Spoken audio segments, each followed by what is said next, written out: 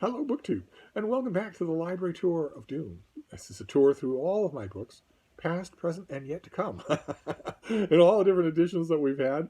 Yesterday's was a lot of fun for me. I love recommending books that I mean, a library tour, you take what you get, right? But in coming across a book that I really recommend, that it's a joy to recommend, is a great pleasure.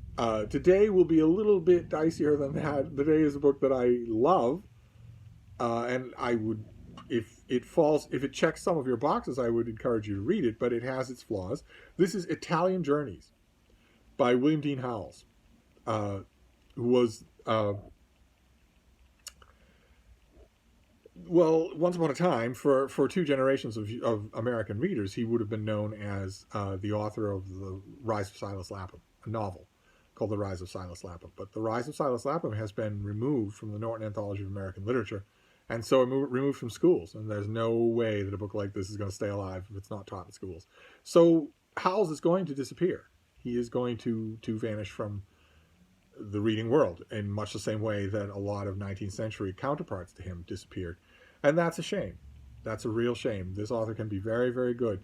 He can creak, and he can definitely show indications of his time and place. He didn't make a conspicuous effort to rise above those indications, good or bad. That's what makes him so valuable as a literary barometer. But it can make some of, especially his nonfiction, read a little awkwardly at times. And this is no different. This book is from 1867, when Howells was still a young man. He was 30, and he was on a diplomatic posting from the United States to Italy. And he never stopped writing. After he was 18, until the last week of his life, he never stopped writing. He wrote about everything all the time. He's a tremendously prodigious editor and writer and encourager of writers.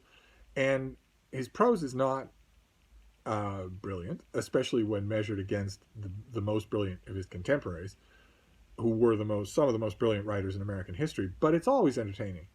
It's just that when he is doing this kind of thing, which is closer to reportage than to fiction, when he's giving first-hand accounts, he did this. He also did a wonderful book on his time in Venice. Just fantastic. But when he's doing this sort of thing, he is much closer to the slangy, jingoistic man of the day, big, bluff, Walrus mustache man of the day that he actually was, could be often. When you put him behind a desk at the Monthly and you ask him to sift a gigantic pile of submissions for genuine talent, he'll find it faster than anybody else, and he'll always be right. But the rest of the time, this book has numerous mentions of poor peasants in Italy. The 1860s was a time when Italy was just racked from stem to stern with horrific poverty, and squalor and misery and ignorance, no widespread formal education, all that sort of thing.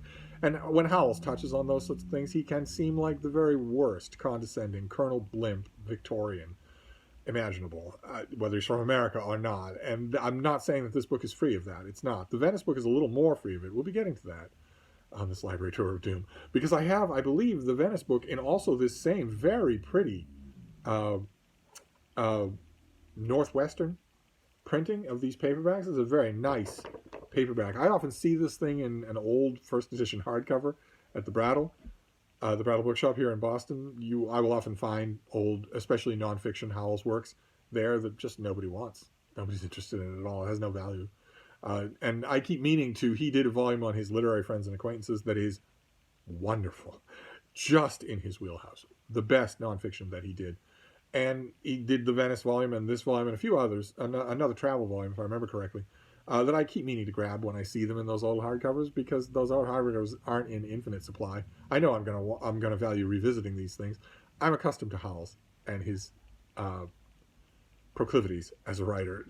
Someone born in the 21st century might find him sometimes a little grandpa, a little tough going, a little awkward, or offhandedly, unthinkingly racist or whatnot.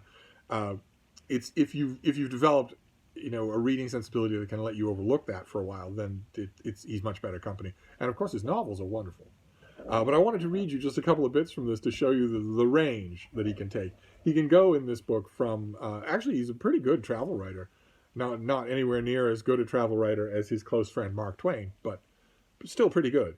And he can range in the little bits and pieces in this book from funny, from something where he's just setting up a joke, sometimes at the expense of the dirty locals, and other times not. And he can go from that to really nice, more philosophical travel writing set pieces. I thought I'd give you an example of each of those. The first one is a funny little bit that he's describing something in order to set up a punchline. And the punchline is pretty good, even now, after 150 years.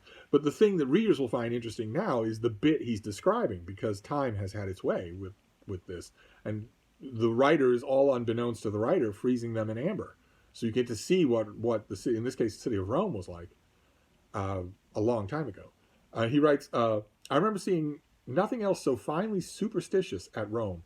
In a chapel near the church of St. John Lateran are, as is well known, the marble steps which once belonged to Pontius Pilate's house, and which the Savior is said to have ascended when he went to trial before Pilate.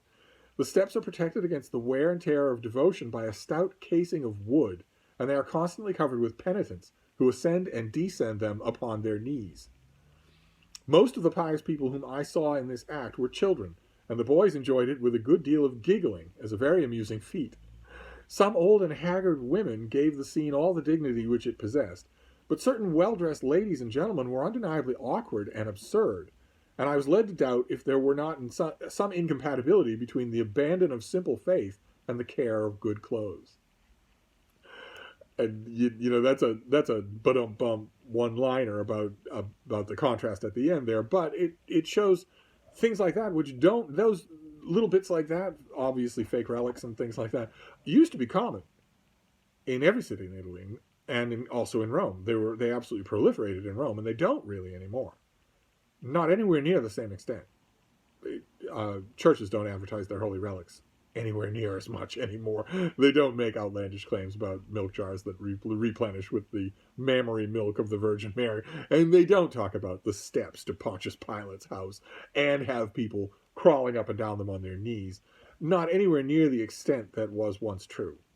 Partly because devotion has become a little bit more sophisticated, and also partly because Rome has largely been co-opted as a tourist destination. You can't have that kind of behavior in a tourist destination, not in the 21st century.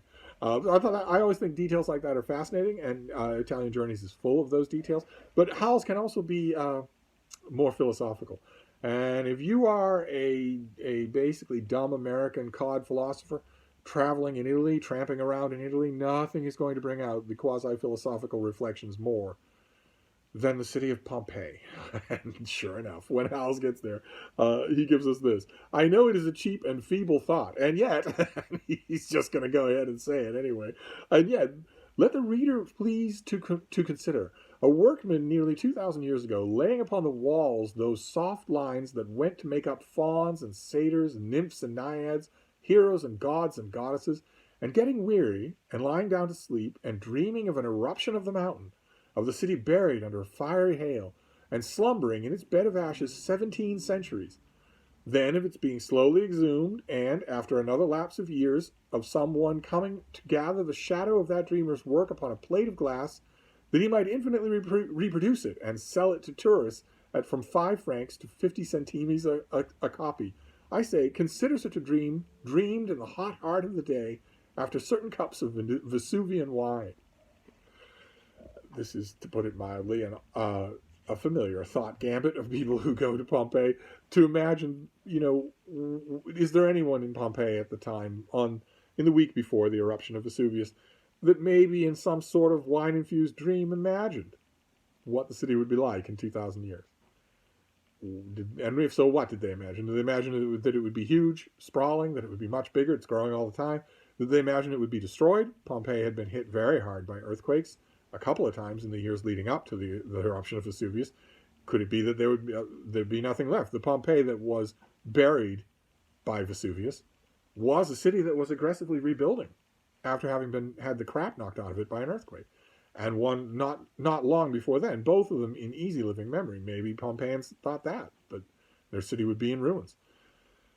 Or did they maybe partake of the mind frame of the time and think that it would be exactly the same, roughly exactly the same as it always had been? No way to know, but you don't need much prodding when you're walking around the streets of Pompeii uh, to think thoughts like that. To think, what does this mean in the grand scheme of meaning? Howells does it just about as well as anybody else, so I'm not begrudging him. But that's what this is. We saw a book similar to this, a modern descendant of this, Italian Days by Barbara Grizzuti Harrison. She does a much, much better job than Howells. The thing that's worth noting about this book is that it had, in the decade that followed, the 2 or maybe 3 decades that followed, it had hundreds of competitors, hundreds. After the American Civil War, after the revolutions, 1848, for a while there was a time where Europe seemed to calm down, and tourism flourished, and so did travel writing. And there are a million books, just a million books of people traveling all over the Italian peninsula around this time, and certainly in swarms just a decade later. And Howells we remember because he's famous, because his gets pretty reprints like this because he was famous in his own day for other things. Famous as an editor, America's foremost man of letters for a long time, and also the author of Hazard of New Fortunes and a bunch of other things, but mainly The Rise of Silas Lapham. So that's why this thing gets pretty reprints. Don't know that anybody's going to reprint Howells again. When this thing was reprinted, Howells' The Rise of Silas Lapham was a required text in schools. It's not anymore. So I don't see what the reason would be for publishing houses, big or small, to reprint any Howells, much less his off-the-beaten-path nonfiction. We'll see. Maybe I'm wrong about that. But in the meantime, that's your book for today. A delight if you take it the right way. That's it for now. I'm going to wrap this up, but I will be back. Thank you, BookTube.